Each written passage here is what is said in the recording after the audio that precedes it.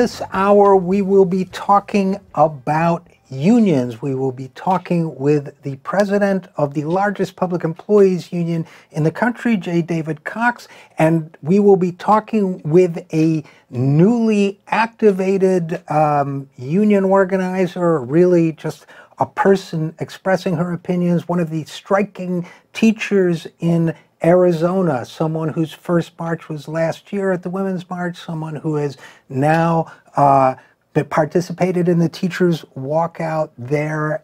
These teachers are changing so much about our political debate and about our labor debate. And, of course, we have the American Federation of Government Employees, very, very active over many years in defending what government does for society as well as their own workers. So you could call this a Labor Day broadcast, even though we are not near that holiday right now. But here at the 0 hour, every day is Labor Day. And we're always happy to highlight the activities of our labor brothers and sisters. This is something that's been lost in this country. The fact is that in the private sector, as many of you know, union membership has plunged. Now, there are studies showing that drops in union membership, in other words, the fewer employees are organized, the fewer employees are capable of negotiating for wages and benefits,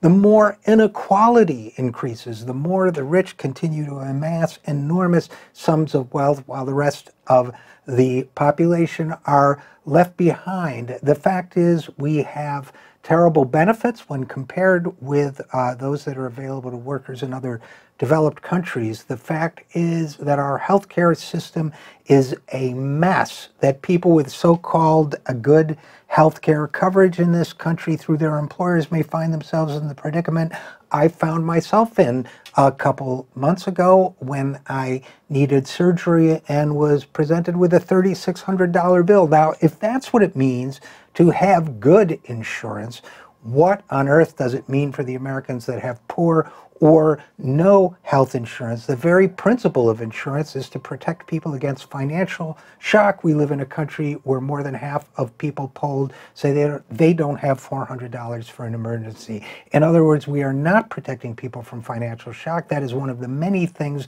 that unions do for us. That is why we continue on this program to emphasize the work of unions. And I do also want to add that in the case of government workers, and of course teachers are government workers as well, but in the case of striking teachers and in the case of striking government employees or organized government employees, the task is not only to improve the lives of the workers involved, but to improve everyone's life, because that is what government does for us.